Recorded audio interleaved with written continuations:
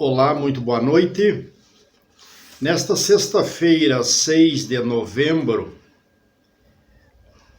o tema que me propus conversar com quem me assiste é sobre medicina preventiva. Antes de ingressar no tema, um pedido. Aproveite e se inscreva no nosso canal e assim a nossa mensagem vai mais longe. Não esqueça. E também dá uma olhadinha no nosso anúncio desta palestra sobre os cursos que realizaremos para para este mês de novembro e também para o mês de dezembro. O que é medicina preventiva? O nome já diz, uma medicina que previne. Deveria ser uma medicina que previne. A visão da medicina ocidental, a visão moderna de medicina preventiva, tem 4 estágios. Dizem eles, tem um primeiro estágio, que é prevenir a doença antes que ela se desenvolva. O segundo é fazer diagnósticos precoces, para tentar tratar a doença no seu estágio inicial. O terceiro são procedimentos para diminuir os sintomas ou os efeitos colaterais. E o quarto seria métodos ou procedimentos para evitar muitos exames, muitos procedimentos, ou então evitar os procedimentos e medicação excessivas. A meu ver, esses 4 estágios que a medicina moderna coloca como requisitos da medicina preventiva, em verdade muda nada. O que teria alguma relevância, aqui tem que fazer justiça, seria o primeiro estágio, o estágio primário que chamam, que é prevenir a doença antes que ela possa se desenvolver. Mas essa história da medicina preventiva, e que se divulga tanto por aí, até a Unimed divulga, outros planos de saúde divulgam, está prevista inclusive na Constituição Federal do Brasil de 1988. Lá no capítulo que trata da saúde, fala das ações e serviços priorizando as atividades preventivas. Está lá no artigo 198, é o capítulo que trata da saúde. Medicina preventiva, a meu ver, não vai ocorrer no mundo ocidental, enquanto a medicina for paga. Enquanto a medicina não for de graça e igual para todo mundo. E vejam que esses dias ainda o presidente da República andou publicando um decreto, depois voltou atrás, para tentar fazer parceria privada com as unidades básicas de saúde na tentativa de privatizar. Por que não é possível medicina preventiva nas instituições privadas, planos de saúde, hospitais privados? Porque eles, sendo privados, eles querem lucro. É justo que queiram lucro, eles foram criados para isso. Mas a saúde das pessoas ou a doença das pessoas não pode ser mercadoria para dar lucro. Então, querer tirar lucro em cima da doença alheia beira a delinquência. É por isso que não se descobre a cura do câncer, embora tenhamos históricos de câncer desde o século XII. Nós já estamos no século XXI. Quer dizer, já temos mais do que 10 séculos que teve as primeiras histórias e os primeiros acontecimentos de câncer, 10 séculos, e até agora não conseguiram a cura do câncer. É porque o câncer é uma indústria altamente lucrativa. Em muitas situações ele existe, e aí é pouca possibilidade de cura, mas o paciente canceroso dá alto lucro para aqueles que trabalham com câncer e, em algumas situações, nem câncer existiu, mas existe diagnóstico precipitado. Só para dar esse exemplo. Então, por que a iniciativa privada vai ter interesse em medicina preventiva? Medicina preventiva não dá lucro. E o INSS, hoje o SUS, na verdade a Previdência Social na parte da saúde, ela também não consegue fazer a medicina preventiva, porque quem domina esse jogo são os laboratórios, os grandes laboratórios que vendem remédios. Então, fazer medicina preventiva não interessa para os grandes laboratórios, porque se eles não vendem remédios, fecham as suas fábricas, terá milhões de desempregados e para de dar lucro para os seus donos. Enquanto a saúde das pessoas for tratada como mercadoria, não haverá medicina preventiva. E eu acredito honestamente que a saúde, o tratamento da saúde, a medicina só vai ser séria quando ela for gratuita e igual para todo mundo, sem perguntar se é pobre ou se é rico, quando for medicina de Estado. Enquanto tivermos o SUS e a iniciativa privada andando no paralelo, nós temos aquilo que temos e que todo mundo conhece, que não preciso falar. Como é que compreendo medicina preventiva? Medicina preventiva teria que trabalhar com a visão de que as pessoas não fiquem doentes. Mas aí tem que instituir médico da família, tem que instituir médicos por bairros, os médicos têm que sair um pouco dos gabinetes, os médicos têm que ser melhor remunerados, tem que haver muitas palestras de conscientização nas comunidades, porque as palestras são muito centralizadas e as pessoas que mais precisam dela têm dificuldade de se deslocar ou também não veem muito interesse, muito fundamento nisso. Neste sentido, é que nós temos dificuldade em medicina preventiva. Mas para mim também saber o que é medicina preventiva, eu tenho que saber por que é que as pessoas ficam doentes. Esse tema já foi tratado na palestra anterior. Se eu sei por que é que as pessoas ficam doentes, fica mais fácil de saber como é que eu trato. Agora, quando não se sabe a causa da doença, quando se fica fazendo um exame de sangue, um exame de urina, um raio-x, uma eco, uma ressonância, quer dizer, quando eu começo a perambular de um lado para outro em busca de uma resposta, não há medicina preventiva, porque não se sabem as causas da doença e também não se tem interesse em saber. A medicina moderna não trabalha com causa, ela trabalha com sintoma, tanto que a cada sintoma que eu apresentar, tem um remédio, tem um procedimento adequado. Depois, lá na frente, os sintomas que se encontrem ou o paciente acaba não vencendo esses sintomas todos. É assim que se comporta. Primeira coisa da medicina preventiva. As pessoas têm direito à situação externa de água potável e também esgotos. Mas a nossa água potável é outro problema. Por quê? Porque nós não temos poços naturais nas cidades, não é possível os poços artesianos. E também o tratamento da água pública é um tratamento duvidoso, porque eles acrescentam um veneno na água. As pessoas sabem que é assim, mas toleram e as autoridades vão tolerando, que é o tal de mercúrio.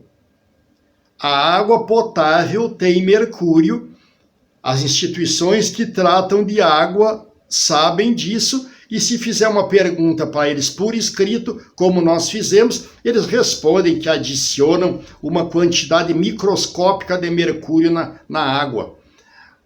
Mas o veneno pode estar na conta-gota reiterada.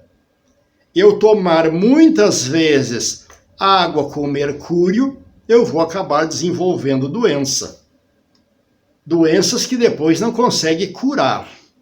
Então, a primeira coisa que nós deveríamos ter é água potável. Como nós normalmente não bebemos essa água que é fornecida ao público, no Rio Grande do Sul, no caso a Corsan, ou Casan em outros estados, ou Sabesp em outros estados, e tal, então o que é que faço? Busca-se essa água particular, cada um compra suas bombonas de água. Então a água que nós bebemos acaba sendo uma água particular, não temos água pública. E mesmo assim, nós deveríamos ferver a água. Porque essa água das bombonas, como é que conserva? As pessoas sabem que a água, se eu deixar ela parada por alguns dias, ela apodrece, ela choca. Ela fica com gosto e odor ruins e, claro, faz mal. Nós deveríamos ferver. E como é que a água das bombonas não fica assim? Porque ela tem alta quantidade de sódio, de sal. É por isso que as pessoas às vezes vêm à clínica e eu reclamo que o exame mostrou retenção de sódio nos rins e elas me dizem, mas o meu consumo de sódio na alimentação é muito pouco. E vai se verificar pela quantidade de água que bebe das bombonas, porque tem muito sódio. É a única forma de conservar, não há outra. Por isso tu vais beber a água de uma fonte natural lá no sítio. A água tem um gosto, ela tem uma consistência.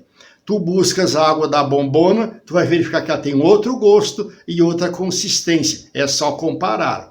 E aqueles que buscam água mineral com gás, então aí sim é que de fato não tem boa qualidade de água. E aí faz as opções ruins, pensando que estão fazendo boas opções. Então, a primeira coisa da medicina preventiva é ter água potável e sistema de esgotos que funcionem, para que os dejetos não sejam postos na via pública e não retornem para nós em forma de insetos, de fungos, de bactérias e depois até de vírus. Esses são os primeiros aspectos externos. Mas se eu compreendo que a doença só ocorre em quem tem sangue ácido ou tóxico, quem tem pouco sangue ou dificuldade de circulação desse mesmo sangue, eu já sei, eu já compreendi que o nosso sangue, ele se forma a partir da alimentação e dos líquidos que bebemos. E na alimentação, aqui é que o mundo se divide. Aqui é que o mundo tem a maior confusão. E a maior confusão sobre alimentação está justamente naquelas pessoas que deveriam estar esclarecidas. Vou pegar a farinha de trigo, que é o principal carboidrato, que tem glúten. Glúten é o que gruda. As pessoas têm intestino lento, elas têm calor no estômago, elas têm rinite, elas têm gastrite, mas nunca ninguém pergunta da quantidade de massas de lanches que consome. A farinha de trigo, a farinha de trigo, ela não foi sempre branquinha como ela é hoje. Se nós voltarmos uns 30 anos atrás, as pessoas mais velhas vão lembrar que a farinha de trigo era mais escura. Como é que ela ficou branquinha? O problema é que tiraram do trigo o germe para fazer os integrais, e os integrais vendem separadamente mais caro, e não são todas as pessoas que compram os integrais, e deixaram a farinha de péssima qualidade, essa branquinha, para vender em larga escala nos supermercados. E as pessoas, principalmente as donas de casa, adoram essa farinha bem branquinha, porque diz que o pão fica muito gostoso, claro que fica. Mas depois não tem explicação quando as doenças vão surgindo. Por que tiraram o germe do trigo? Então vamos comer diretamente o trigo. E nós temos excesso de doces. As padarias, o que vende hoje? O que se compra de saudável nas padarias? Vejo que também padaria em larga escala é coisa moderna, porque anos atrás nós tínhamos uma ou outra padaria. Os pães eram feitos em casa. Se nós temos muito doce e muita farinha branca, essa farinha branca se mistura ao doce e lá no sangue transforma em glicose, transforma em açúcar. Está explicada a quantidade de diabéticos ou a quantidade de pré-diabéticos e a quantidade de pessoas que têm triglicerídeos altos. O triglicerídeo e a glicose caminham juntos, porque a fonte, o que causa elevação de triglicerídeos e que causa elevação de glicose é exatamente a mesma, os carboidratos simples. O outro problema é que quando nós falamos que os alimentos saudáveis são os grãos, tem muita gente que não come feijão, por exemplo, que é rico em ferro. E nas grandes cidades, as pessoas que trabalham, que vivem da correria, elas comem feijão pouquíssimas vezes na semana.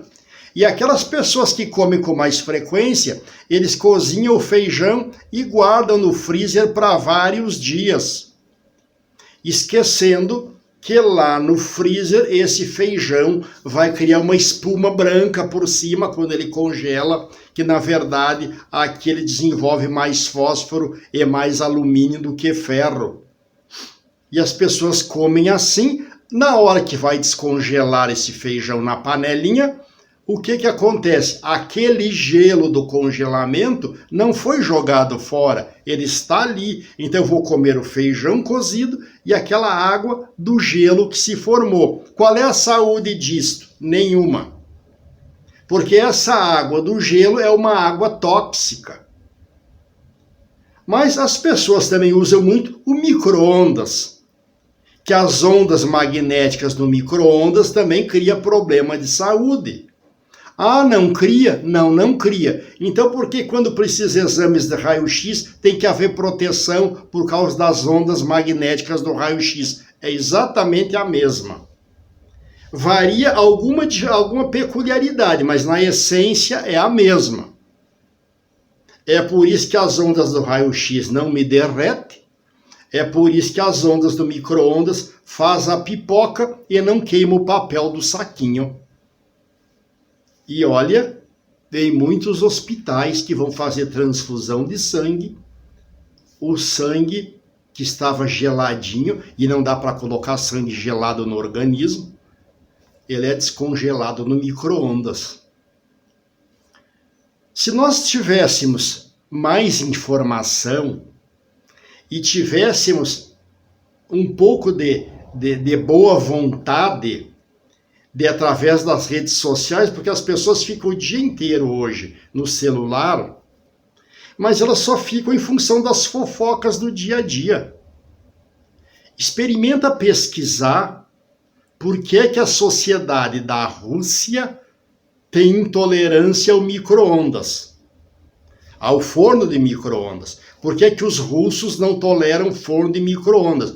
Eu imagino que os russos tem bem mais ciência, bem mais pesquisa do que nós, americanos e de americanos para baixo, inclusive o Brasil. Mas nós temos essas porcarias todas que nós chamamos de modernidade, e essa modernidade não tem se adaptado muito ao nosso organismo, porque o nosso organismo é o velho organismo, é o mesmo homem que veio à face da Terra até hoje, em termos fisiológicos, não mudou nada. O que mudou são as ideias, as propagandas, as questões filosóficas, as questões de compreensão de mundo, mas fisiologicamente o homem é o mesmo. Então, medicina preventiva tem que ter boa alimentação, evitar os congelados, evitar comer bebendo para não apressar o processo digestivo, porque ele é lento. Não comer bebendo para não criar problema para o suco gástrico do estômago, que é muito saudável para o nosso intestino. O suco gástrico é saudável para o estômago e o suco gástrico é saudável para ajudar o organismo a absorver principalmente a vitamina B.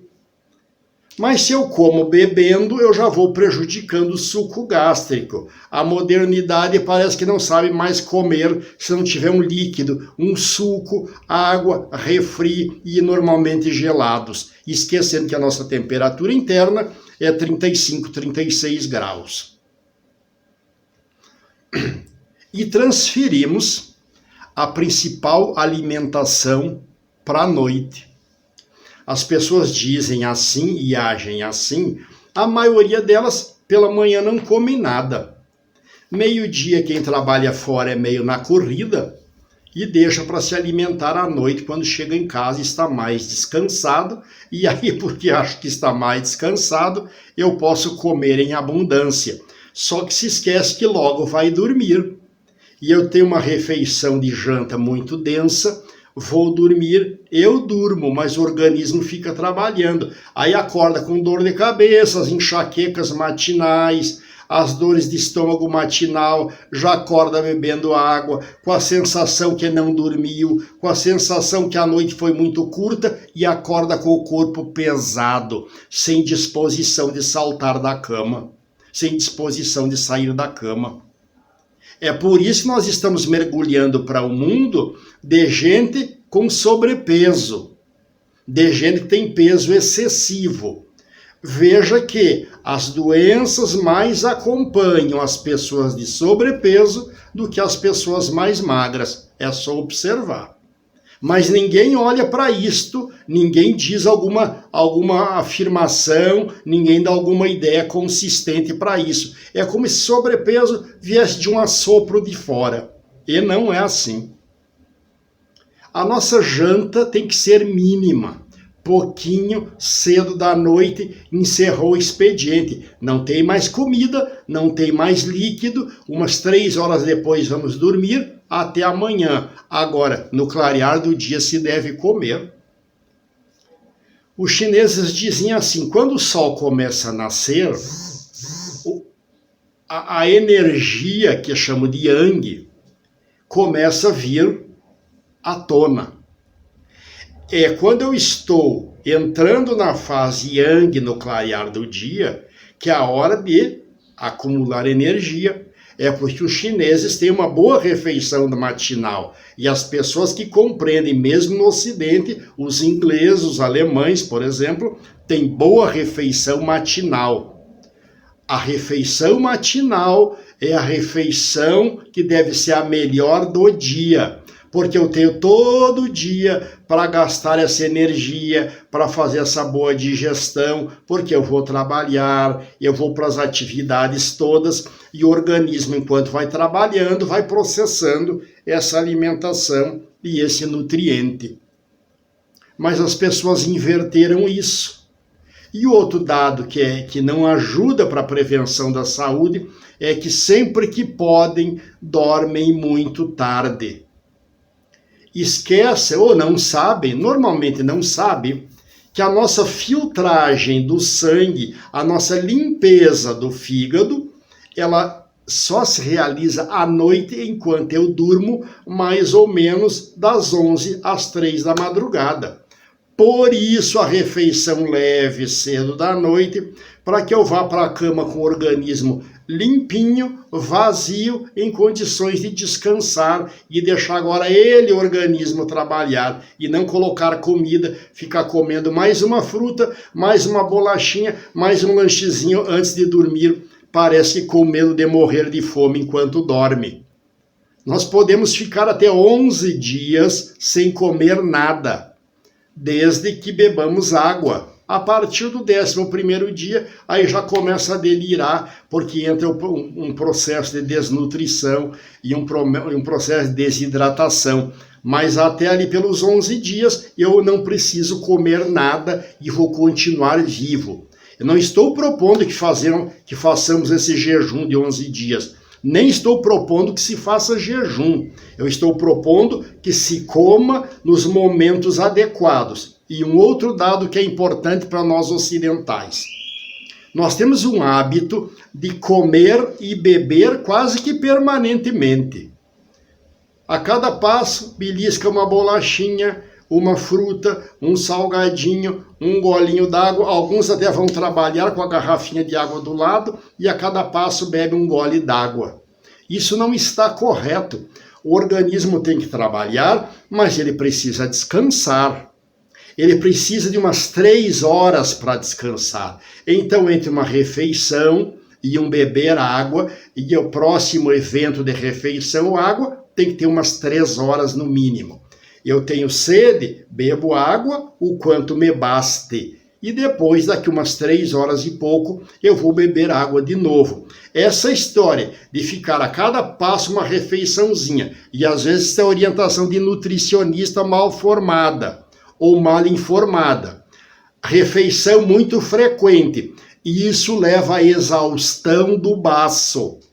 As pessoas ficam mais cansadas, elas desenvolvem maior índice glicêmico e correm risco de diabetes. Pode observar, as pessoas que têm sobrepeso, às vezes elas nem são comilonas, elas nem comem em grande quantidade, mas elas estão permanentemente beliscando um alimento, uma fruta, uma pipoca, ou seja, o organismo nunca descansa. E se eu bebo água a cada momento, eu também não deixo o rim descansar, porque cada água que eu beber, o meu organismo não fica esperando encher o tanque, ele já começa a processar.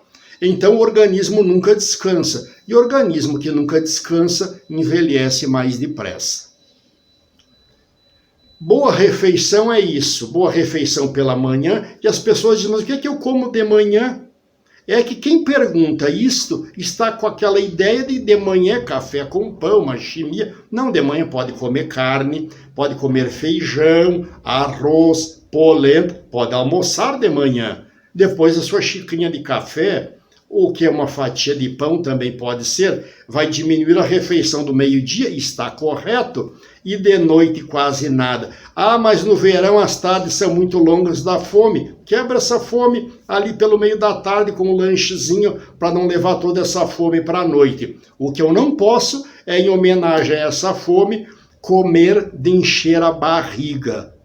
Saúde não é comer de encher a barriga, é comer para saciar a fome, simplesmente isto. Então, medicina preventiva é isso. É esgoto, é água potável de boa qualidade, não tem que ferver a água, é alimentar-se melhor pela manhã, quase nada à noite, dormir cedo em quarto escuro para melhorar a melatonina, melhorar inclusive a cor da pele, a visão, deixar o fígado trabalhar para que eu não morra do coração de madrugada. Veja que morte cardíaca é sempre de madrugada, começo da manhã, nunca é depois de meio-dia. Ou seja, é gente que não dormiu a noite tranquila. E o detalhe importante e último, nós precisamos fazer movimentos e precisamos fazer repouso. É deixar o carro em casa, é deixar a bicicleta em casa, é fazer caminhadas, ir no mercado a pé, fazer atividades de caminhada, se não pode pagar a academia, e se pode pagar a academia, lembrar que o ser humano não foi feito para fazer força. Quem precisa ter força é guincho. Nós precisamos fazer movimentos, as atividades aeróbicas, os pilates. E eu digo sempre que o exercício melhor que tem, de graça, são caminhadas. E quando for caminhar, levanta a cabeça na linha do horizonte, porque assim eu abro o diafragma do pulmão, eu respiro melhor, eu dou mais saúde para o pulmão, que precisa desse movimento e dessa absorção de oxigênio. Os parques são locais muito saudáveis, ou as trilhas, quem prefere o mato, são locais saudáveis para reforço do pulmão e melhorar a oxigenação. Medicina preventiva é isso, porque quando ficar doente, aí não tem jeito. Aí tem que buscar os serviços de pronto-socorro, os hospitais, e a medicina moderna, na questão de emergência, ela é muito eficiente. Mas passou da emergência que a doença virou um pouco crônica, um pouco aguda, ela fica patinando e a pessoa começa a percorrer um médico e outro, e mais outro, e isso tudo é remédio. E tudo é remédio e cada remédio produz seus efeitos colaterais. Meios de esgoto, água potável, se alimentar bem, dormir bem, não comer bebendo, não comer com muita frequência, fazer caminhadas e relacionar-se, fazer grupos para trocar ideias, para discutir assuntos importantes, para jogar carta, para brincar. Os jovens, via de regra, fazem grupos para beber, para fumar, para afogar os problemas. Claro que um traguinho de quando em vez, uma bebida de álcool de quando em vez, não faz mal para ninguém. Mas as pessoas que se reúnem hoje, na atualidade, via de regra, é para comer e para beber. Isso é nada convidativo para a saúde. Que na reunião, que na conversa tenha algum aperitivo, de quando em vez, até saudável. Porque o vinho tinto é muito saudável, é muito bom para a saúde. Agora, os fermentados também não são perniciosos. Os destilados são mais agressivos. Os destilados, os uísques, as cachaças e tal. De quando em vez, e no inverno, umas doses não faz mal para ninguém. Mas nós não podemos transformar isso em rotina, porque a bebida alcoólica, com excesso de álcool, faz muito mal para o nosso fígado. Não é por acaso as cirroses, as hepatites que existem por aí. Dito isto, só me resta mais uma vez lembrar que medicina preventiva está prevista na nossa Constituição do Brasil. Quem sabe se nós prestamos atenção, e agora nesse período de eleição, e o SUS, as UBS, as UBS, os prontos-socorros, tem administração dos municípios, quem sabe se nós cobramos dos candidatos a prefeito e dos candidatos a vereadores. É uma ótima oportunidade. E para que não fiquemos votando porque é amigo do amigo, porque é parente, porque é o pastor, porque é o padre, porque é gente boa. Isso é obrigação de cada um. A escolha do nosso candidato deveria ser o que é que ele se propõe a fazer. E no nosso caso, se trabalhar com a saúde preventiva já é um grande passo, porque os outros passos nós vamos resolvendo quando temos saúde, porque temos disposição. Não se esqueça, inscreva-se no nosso canal Uxim Clínica do YouTube e ajude a levar essa mensagem adiante. Muito obrigado pela atenção, uma boa noite, um bom final de semana. Se gostou, passe a mensagem adiante. Se não gostou, nos escreva, faça a crítica que é bem aceita e faça sugestão também. Fique em paz. Boa noite.